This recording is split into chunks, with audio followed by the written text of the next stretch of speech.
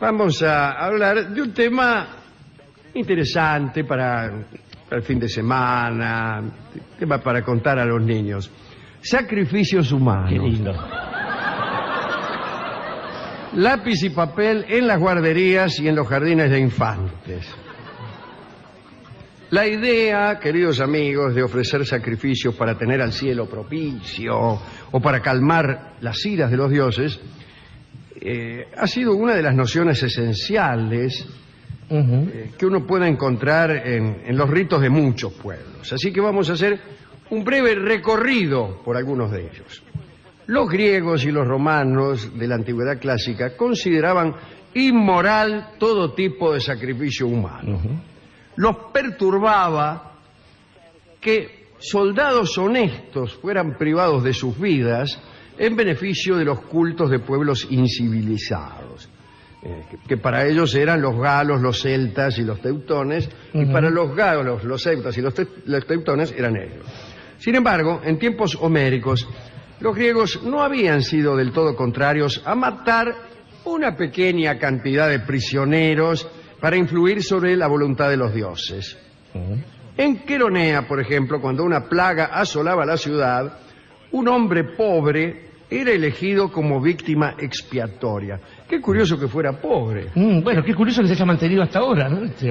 Durante un año, este hombre pobre era mantenido a expensas del público y alimentado con selecta comida, este pobre hombre. Cuando terminaba el año, bien gordo ya el tipo, le ponían vestiduras sagradas, lo conducían por toda la ciudad, mientras se elevaban preces para que todos los males del pueblo recayeran sobre la cabeza de ese ñato.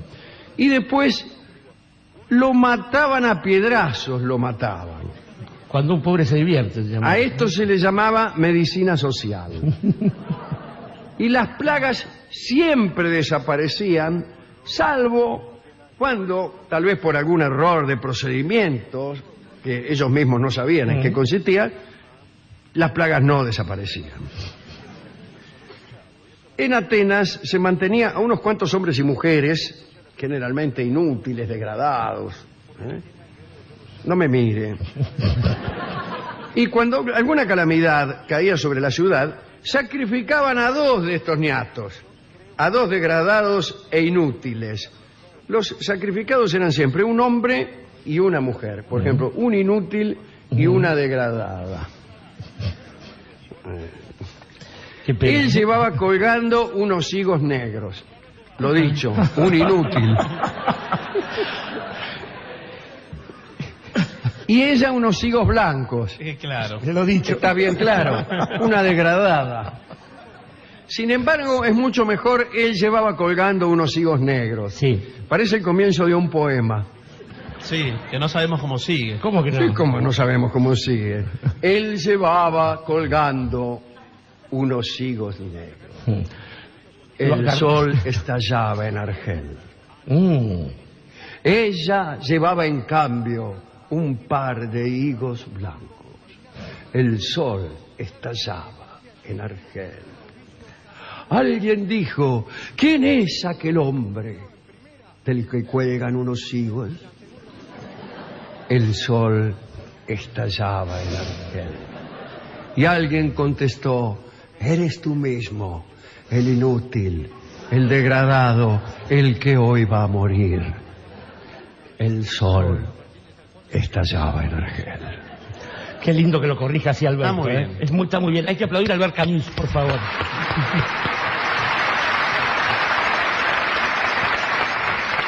Bueno, a estos dos también, a la mujer y al hombre, lo mataban, igual que en Queronea, por lapidación, a piedrazos.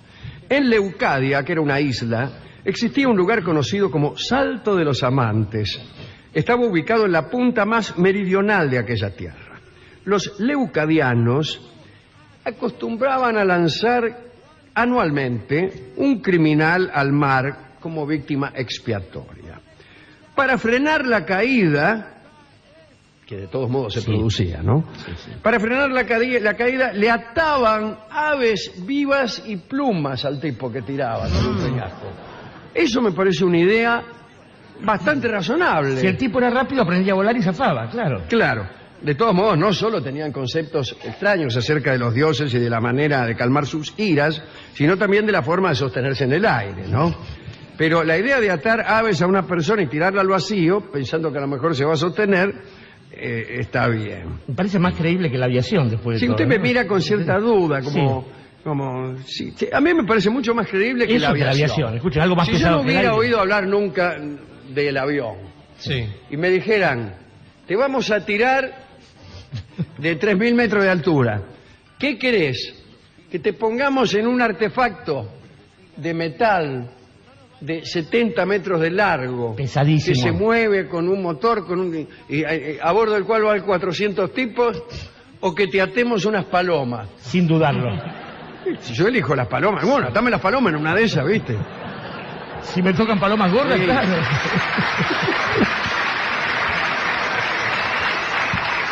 Elegime las gorditas, claro. Bueno, se caían de todos modos, Sí. voy a decir, porque la gente está como ansiosa. Sí. No lo hagan en casa, chicos.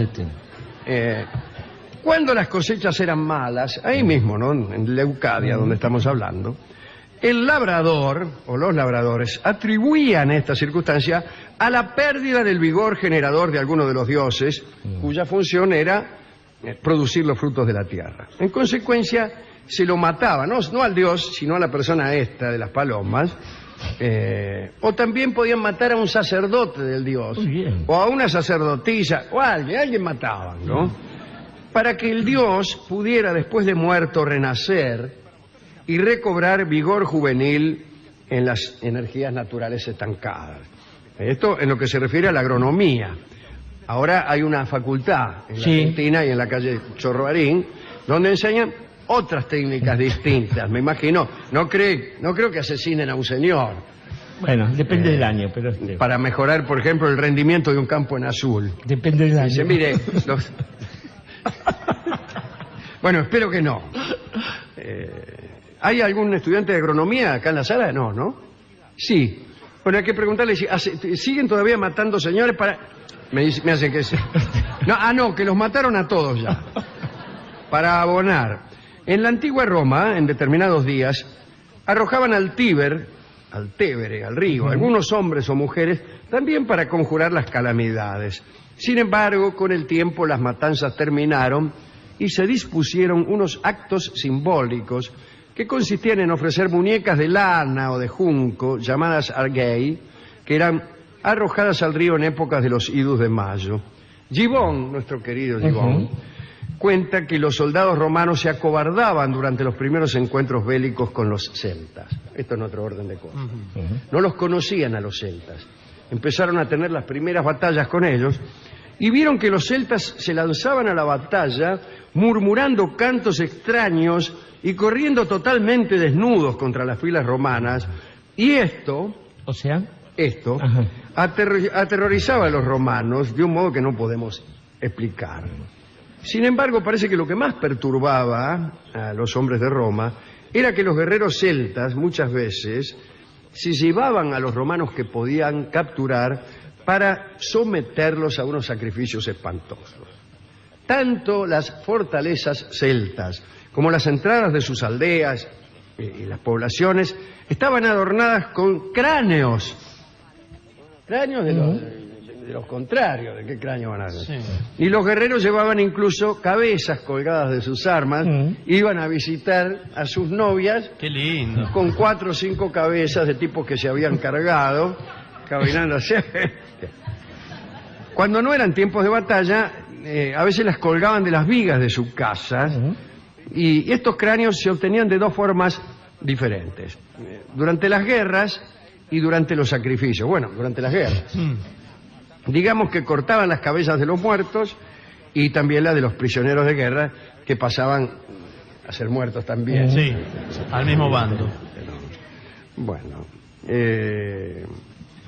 los celtas también quemaban a las personas y con ese fin tejían unas primorosas cintas de mimbre del tamaño adecuado, metían al tipo adentro y después le prendían fuego.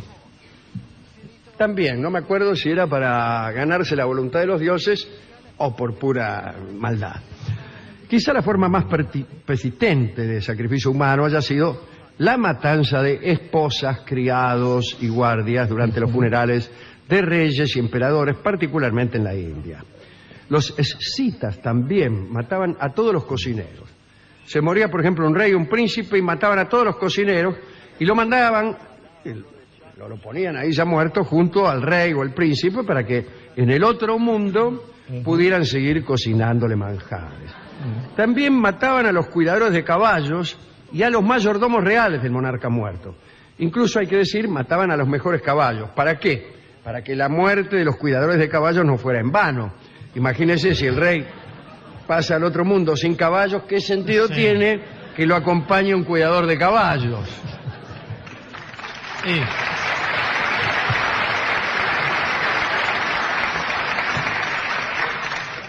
Bueno, un rey necesitaba disfrutar mucho del otro mundo y entonces tenía que llevarse a toda la corte después de su muerte.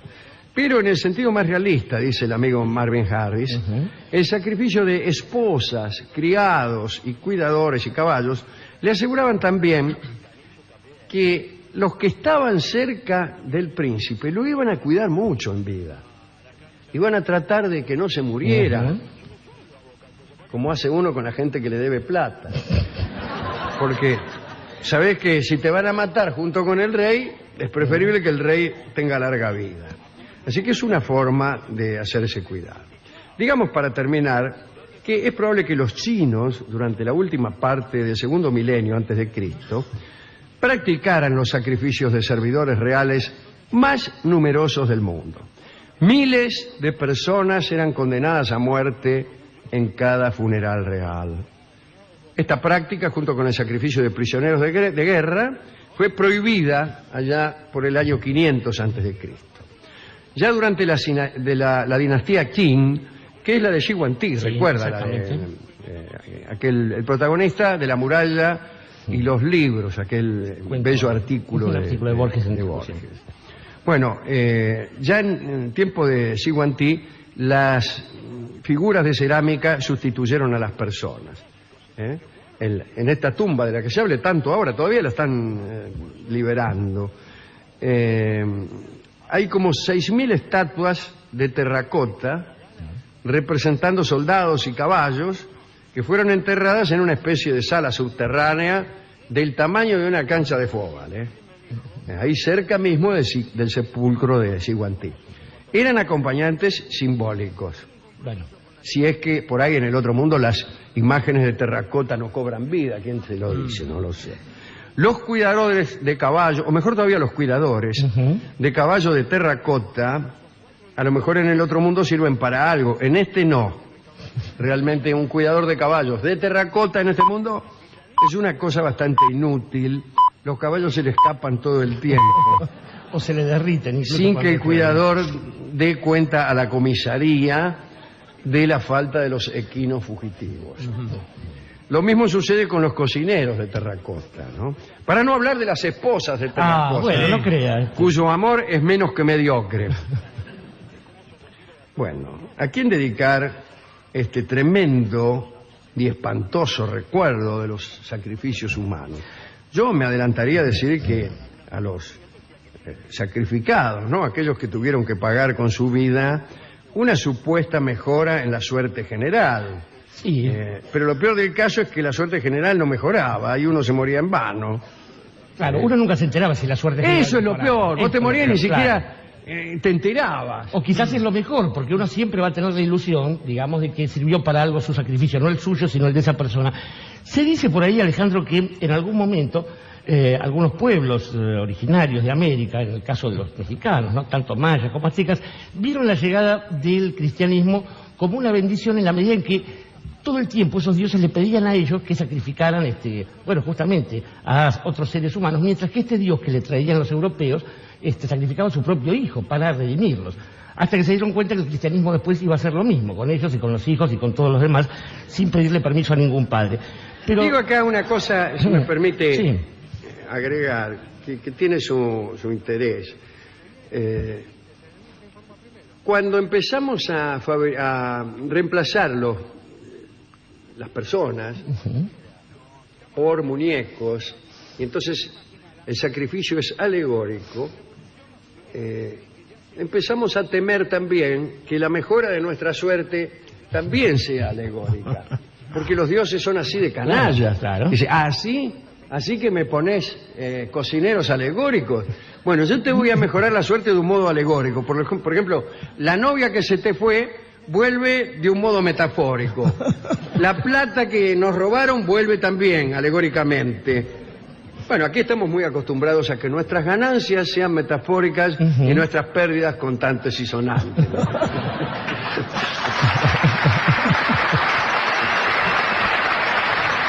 De todos modos, decía Alejandro que con el tiempo las civilizaciones han ido llegando a una especie de acuerdo según el cual es difícil sostener un determinado daño para preservar o para generar algún tipo de cosa virtuosa. Es decir, un crimen, una muerte, un asesinato no genera, nunca puede tener ante la mirada de un dios, por caprichoso que sea este dios, un efecto beneficioso, a menos que uno sea occidental y proceda con los gobiernos africanos. Pero eso no estamos hablando hoy, porque estos sacrificios aún persisten y generan un beneficio económico. Si usted mata a un dictador africano, enseguida consigue petróleo. Los dioses se apiadan de esto. Pero digamos que fuera de estas civilizaciones absolutamente brutales que hacen este tipo de cosas, entendemos también que el sacrificio humano tiene algún sentido siempre y cuando ese sacrificio sea voluntario, no impuesto, y que no sea ofrecido a los dioses, sino que tenga en la misma medida, en la misma confrontación, en la misma cosa agónica de los hombres, un resultado que le dé sentido a ese sacrificio propio que uno está haciendo, siempre y cuando en ese sacrificio haya realmente un dolor, porque si no, eso sería simplemente un suicidio. No es lo mismo ir al combate pensando que uno puede perder la vida que simplemente enfrentarse al azar y decir, no la quiero más.